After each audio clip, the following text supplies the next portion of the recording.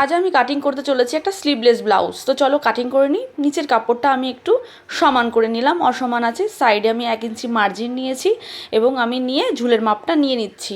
আমার এখানে 1 ইঞ্চি নেওয়ার কারণ হলো আমি ব্যাকে হুক করবো। এবার পুটের মাপটা নিয়ে নিচ্ছি।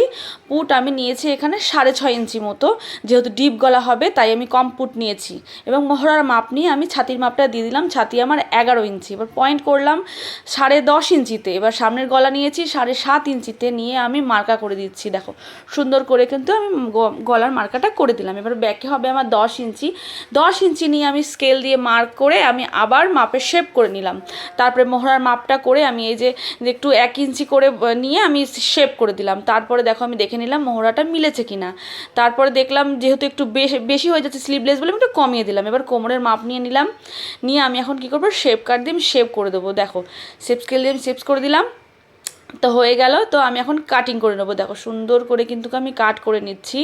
মহড়াটা কম নিয়েছি কারণ আমি স্লিভলেস ব্লাউজ করছি। স্লিভলেস ব্লাউজে তখন ডিপটা একটু কম নামে, ওই জন্য আমি একটু 1/2 ইঞ্চি ওপরে তুলে দিয়েছি। ব্যাক পার্ট কাটিং করা হয়ে গেছে, যে আমি ফ্রন্ট পার্ট কেটে নিচ্ছি। ফ্রন্ট পার্টটা আমি ফেলে কেটে নিলাম, এবার আমি ব্যাক পার্টটা কেটে নেব।